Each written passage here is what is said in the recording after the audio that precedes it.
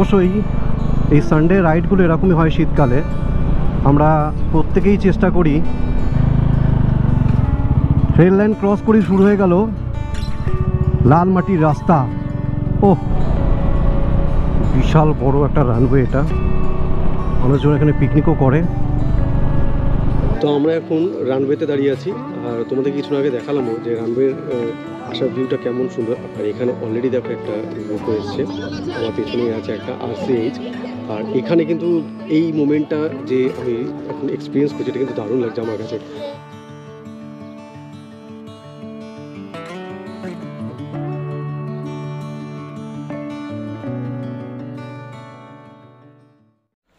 হে good morning everyone. আর এখন বাজে সকাল 6:15। আর থাম্বনেল দেখে তোমরা বুঝতেই পারছো আজকে একটা নতুন রাইড হচ্ছে, শীতকালের কনকনে ঠান্ডাতে একটা নতুন রাইড। আর চলো জয়পুর ফরেস্টটা দেখি এই মোমেন্টে কতটা সুন্দর লাগে। তো চলো বেশি দেরি না করে আমি একবারে মোটর ব্লগ সেটআপে তোমাদের সাথে দেখা করছি। আর আমি একদম রেডি, এই হচ্ছে আমার সেটা। তো খুব এক্সাইটেড, অবভিয়াসলি বাইক রাইডিংয়ের জন্য একটা এক্সাইটমেন্ট কাজ করে। চলো একেবারে মোটর ব্লগ সেটআপে দেখা হচ্ছে। Again good morning to everyone. আর এগেন আর একটা জার্নি শুরু হলো। সকালে তোমাদেরকে বলে দিয়েছি যে কোথায় যাচ্ছি। আর এগেন সেই বিটি রোড, যেখান থেকে অলওয়েজ একটা নতুন বাইক রাইডের ভিডিওর সূচনা আমি এখান থেকে করি। আর এই রোড থেকে তোমরা এই রোডের সাথে তোমরা খুবই পরিচিত। আর আজ কিন্তু ওয়েদার দারুণ।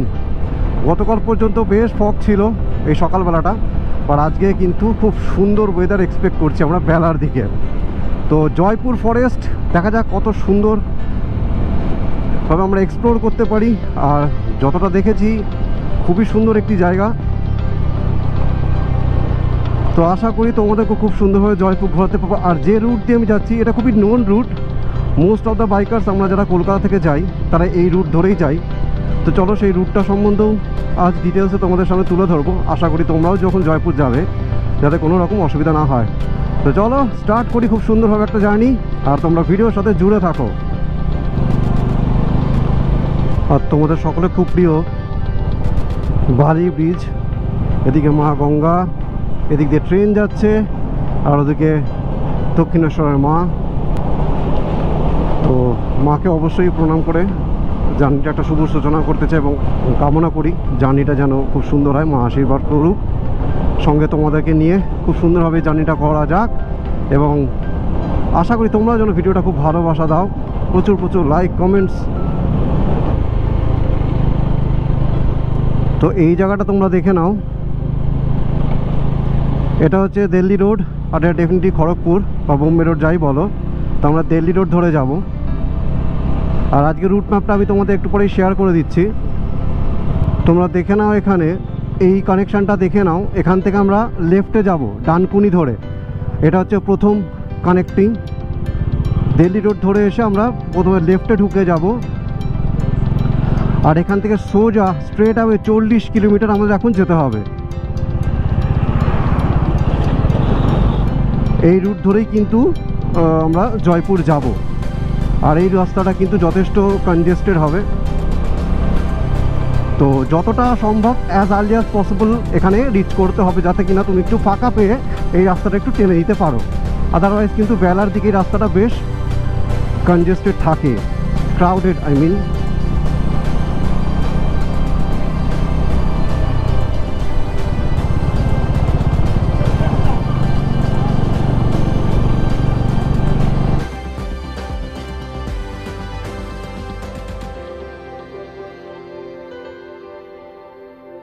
দেখো সকাল সকাল রাস্তার অবস্থা দেখো কেমনভাবে, তোমার মানে রাস্তায় ট্রাফিক কেমন দেখো।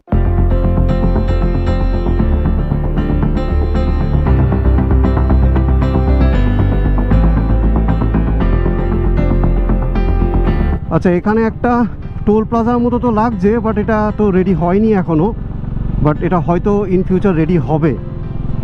যাই হোক, আপাতত ফাঁকাই। তো এখান থেকে আমাদের প্রথম জায়গা যেটা দরকার, দেখো আরামবাগ 54 কিলোমিটার। আর একটা খবর দিয়ে দিই তোমাদেরকে, এই রুটে কিন্তু বাম্পার প্রচুর আছে। তো তোমরা যখনই গাড়ি চালাবে একটু সাবধানে গাড়ি চালিও, প্রচুর বাম্পার। আর পটহোলসগুলো মোটামুটি ম্যানেজ করে দিয়েছে। আর রাস্তা তো খুবই সুন্দর আছে এখনো পর্যন্ত। তো আরামবাগের কাছে যেতে গিয়ে দেখা যাক, আশা করি এখন রাস্তা অনেক ভালো। তো লেটস সি, আগে পৌঁছাই। আর দেখো শীতের সকালের ওয়েদারটা দেখো, দারুণ একটা হাওয়া দিচ্ছে। ও বাইক রাইডের জন্য একটা আদর্শ পরিবেশ যাকে বলে।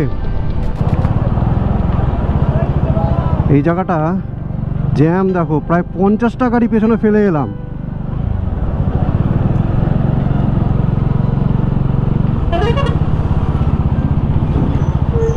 বুঝছো,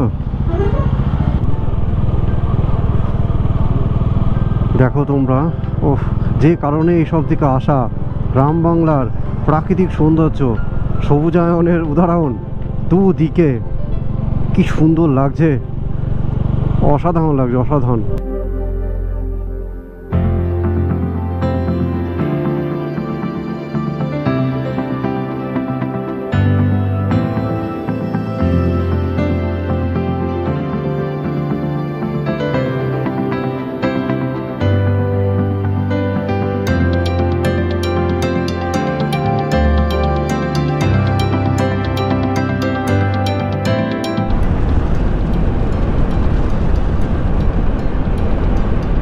দেখো রাস্তা কিন্তু এখানে দারুণ করে দিয়েছে। এবার যে রাস্তার কাজ চলছে ওই রাস্তাগুলো কিন্তু খুব সুন্দর করেছে, খুবই সুন্দর। এখানে আর একটা টোল গেট, বাট এটা এখনো চালু হয়নি।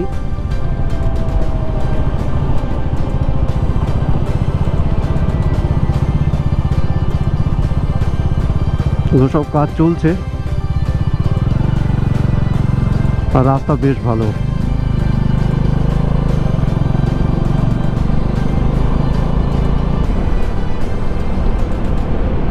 দেখো রাস্তা তো যথেষ্ট সুন্দর আছে, কিন্তু সব থেকে চ্যালেঞ্জিং ব্যাপার যেটা হলো ওয়েদার। এদিকে কিন্তু এখন বাজে বেলা 8:30 অলমোস্ট। আমাদের ওদিকে ভেবেছিলাম যা দেখেছি আজকে রোদটা দেবে, বাট এদিকে যত যাচ্ছি ঠান্ডা তো মারাত্মক, আর তোমার তার সাথে কুয়াশা বেড়েই যাচ্ছে। জানি না কখন রোদ উঠবে, তবে রাস্তা খুব সুন্দর, রাস্তা কিন্তু দারুণ হয়েছে এদিকে। আর তোমরা ওয়েদার দেখতে পাচ্ছ, পুরো কুয়াশা, আর এদিকে দুদিকে সবুজ, ঠান্ডাও লাগছে সেই। যাই হোক, এখান থেকে আরামবাগ আর 12 কিলোমিটার। আমরা আরামবাগে একটা হল্ট নেব। আমরা বলতে আমি আর আমার এক বন্ধু যাচ্ছি।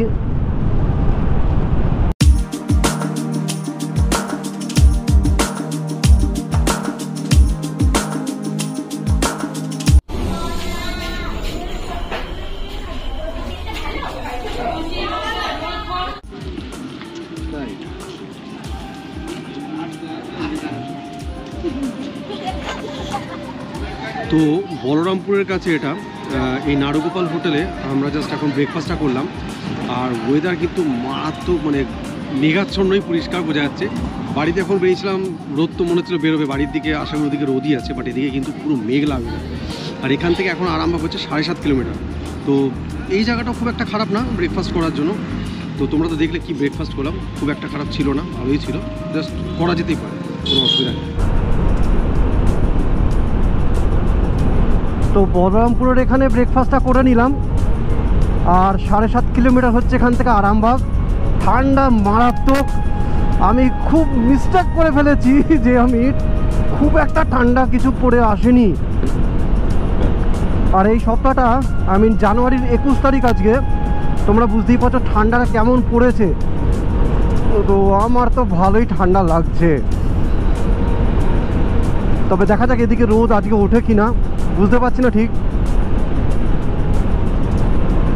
পুরোটাই তো এখনো ফগি। আর বেশিক্ষণ ডিস্টেন্সও নয়, এখান থেকে আর মাত্র 1 ঘন্টা আছে আমাদের জয়পুর ফরেস্ট পৌঁছতে, কি 1 থেকে 1.5 ঘন্টায় ধরে রাখলাম।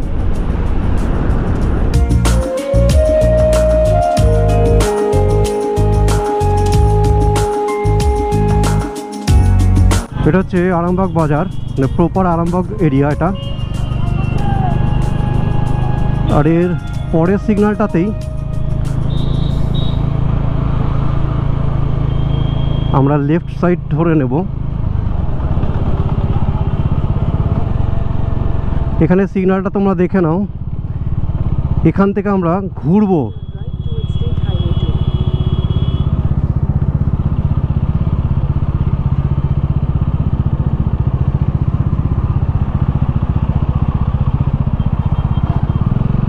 এই যেখান থেকে আমরা পুরো ঘুরে গেলাম,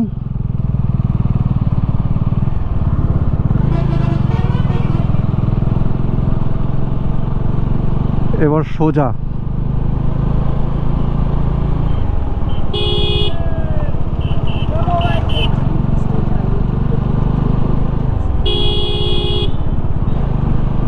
এই রাস্তা ধরে সোজা 23 কিলোমিটার এখন আমরা যাব।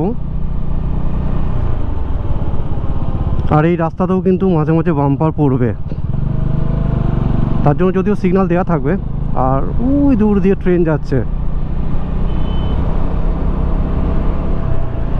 23 কিলোমিটার এখন এই স্ট্রেট এই রাস্তাটা NH 116 তো চলো এই রাস্তাটাকে এনজয় করো আমাদের সাথে।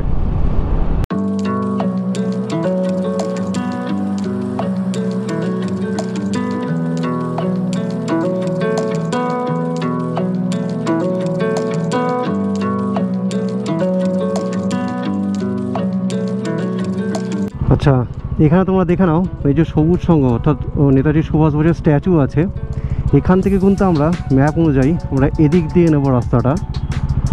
তো এই সিগনালে যখন আসবে এই রাউন্ড অ্যাবাউটে, তোমরা ম্যাপ থাকলে তো কোনো অসুবিধা নেই, তাও বলে দিচ্ছি এই সিগনালে এসে আমরা এই রাস্তা দিয়ে সোজা এদিকে নেব।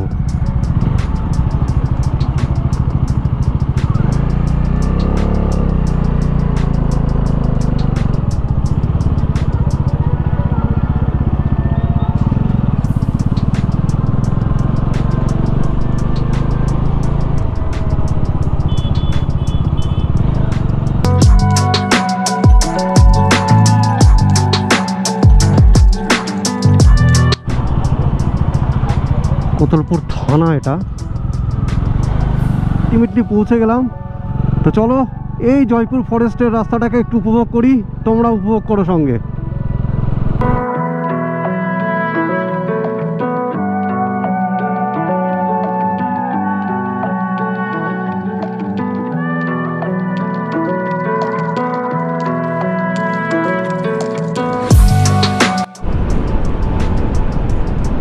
এই হচ্ছে সেই জয়পুরের রাস্তা, যেটা আমি বহুদিন ধরে শুধুমাত্র ভিডিওতে দেখেছি, আর আজ সেটা নিজে এক্সপিরিয়েন্স করছি। অসাধারণ বন্ধু, অসাধারণ।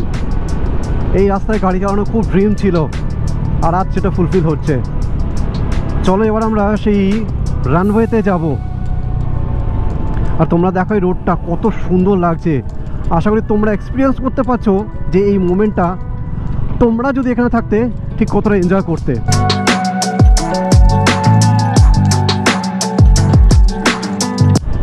সামনে দেখো একটা বাইকার গ্রুপ এসছে আজকে, তারাও এই জয়পুর ফরেস্টকে এক্সপিরিয়েন্স করছে এবং এনজয় করছে।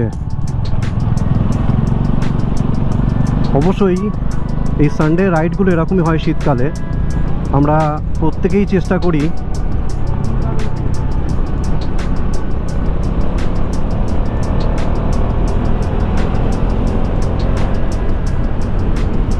কত সুন্দরভাবে একটা দিন আমরা এনজয় করতে পারি।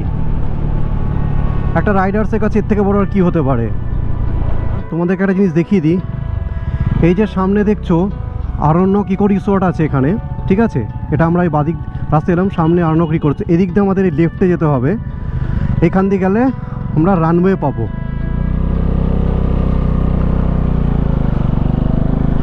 তো রাস্তাটা খুব সুন্দর এবং বাঁ দিক দিয়ে মোস্টলি এটা একটা খালই হবে। আই ডোন্ট নো এটা কি, বাট হোপফুলি এটা খাল। আর রানওয়ের দিকে আমরা যাচ্ছি। অসাধারণ একটা এক্সপিরিয়েন্স হচ্ছে বন্ধু, আর তোমাদের আশা করি বেশ ভালো লাগছে। Jaipur forest awesome.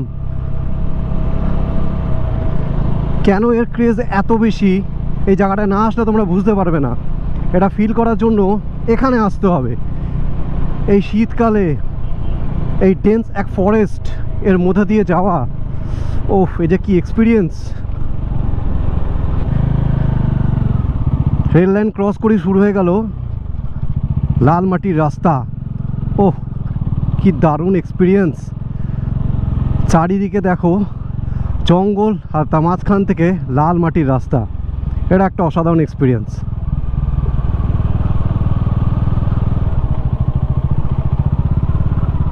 বিষ্ণুপুর জঙ্গল রিসর্ট, এই দিক দিয়ে এসে আমরা রাইট সাইডে চলে যাব। এবার আর কাঁচা রাস্তা নয়, বাট এটাও কিন্তু একদম জঙ্গলের ভেতরেই রাস্তাটা।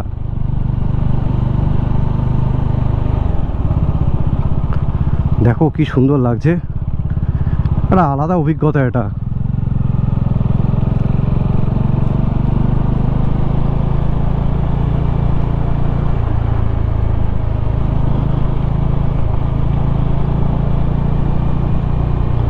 অসাধারণ একটা অভিজ্ঞতা আমার হচ্ছে। আচ্ছা, এখান থেকে আবার বিষ্ণুপুর জঙ্গল ক্যাম্প এখানে ইন্ডিকেট করা আছে, এখান থেকে বাঁ দিকে।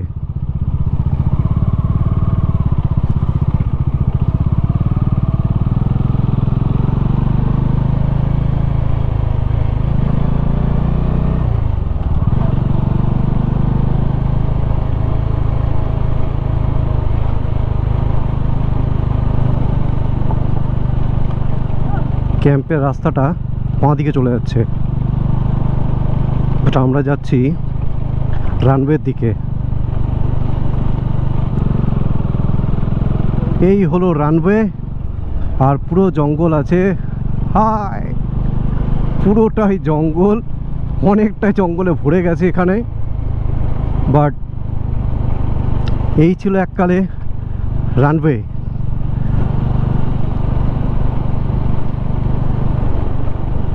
এখানে আবার চাষ করা হচ্ছে।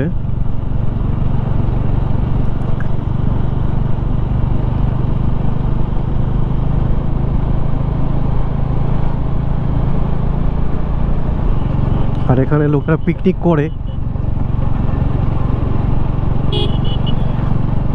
মানুষজন এখানে পিকনিকও করে। দেখুন চারিদিকে পিকনিক চলছে।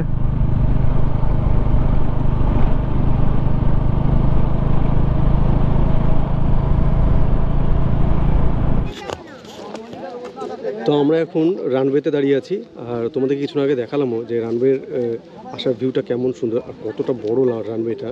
আর এখানে অলরেডি দেখো একটা গ্রুপ এসছে, আমার পেছনেই আছে একটা RCH। আর এখানে কিন্তু এই মোমেন্টটা যে আমি এখন এক্সপিরিয়েন্স করছি, এটা কিন্তু দারুণ লাগছে আমার কাছে। খুব সুন্দর একটা জায়গা, চারিদিকে গাছ দিয়ে ঘেরা আছে, আর এত সুন্দর একটা নিরিবিলি পরিবেশ, ঠান্ডা ঠান্ডা, ঠান্ডা তো অবশ্যই প্রচুর বেশি, আর তার মধ্যে একটা বিশাল বড় গ্রুপ পেছনে। তো ইটস আ গ্রেট মোমেন্ট, আশা করি তোমাদেরও বেশ ভালো লাগছে। জয়পুর জঙ্গল অভ্যন্তরীণ রাইড করে আমরা এখন যেটা দাঁড়িয়ে আছি